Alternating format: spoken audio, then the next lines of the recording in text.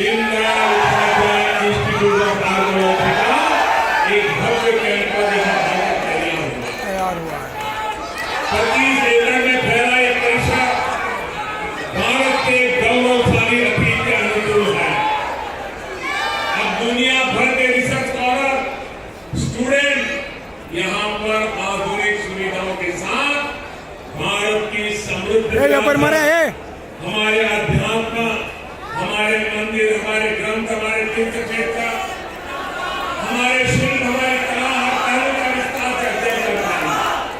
साथियों, आर्कियोलॉजी यानी धरती में दबे इतिहास के पन्नों को उजागर करने वाला, पत्थर में से भी इतिहास की महक निकालने वाला वैज्ञानिक इतिहास के सच को सामने हमारे गौरवशाली देश में जितने सैकड़ों वर्षों की गुलामी का कालखंड देखा है, जिसने अनेक बार बाहरी आक्रांताओं के हमले देखे हैं, उन हमलों में हमारी आर्कियोलॉजिकल इंस्टीट्यूट ऑफ इंडिया नष्ट होते देखे।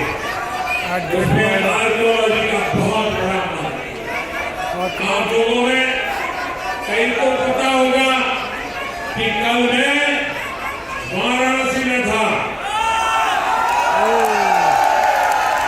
वहां मैंने विश्वनाथ धाम, काशी विश्वनाथ धाम से जुड़े निर्माण कार्यों का शिलान्यास। विश्वनाथ धाम के निर्माण के लिए भोले बाबा के मंदिर के आसपास ऐसे मकान बन गए थे। आप जो काशी विश्वनाथ गए होंगे तो पता होगा, ऐसी सांकड़ी गली से पता ही नहीं भगवान का वहां क्या हाल होता है।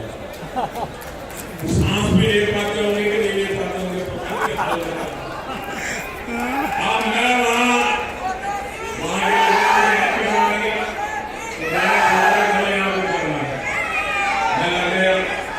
आप जाने के देखना भोले बाबा के अगल बगल में जो 300 के करीब प्रॉपर्टी थी, उन सारी हमने एक्वायर की और उनको तोड़ना शुरू किया।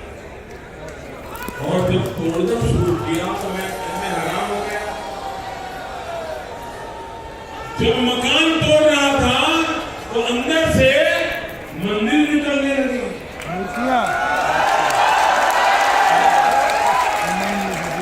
लोगों ने दीवारें बना करके मंदिर को इकट्ठा किया, बेडरूम बना दिया। सारी दीवारें जब तोड़ते गए तो सारे मंदिरों 200, 250 साल पहले उत्तम प्रकार के आर्कियोलॉजी का नमूने 40 मंदिर अंदर से मिलाए।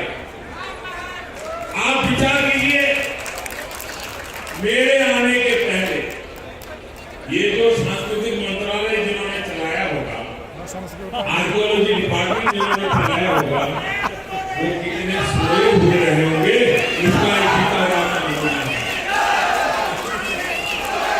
बिल्कुल सही है। अगर कहीं पर एक पत्थर हटाना है तो आर्कियोलॉजी वाले आकर के आपका जमा दबोच लेंगे। लेकिन वहां भोले बाबा के परिसर में 40 मंदिर दबोच करके लोग बैठ गए थे। दबोच करके 50 साल से दबोच के बैठा होगा, और 40 साल से दबोच के बैठा होगा। राजनेताओं ने आशीर्वाद दिया होगा। जाने चाहिए। अब जिनका ये सब गया, मोदी को प्यार करेगा क्या? मोदी का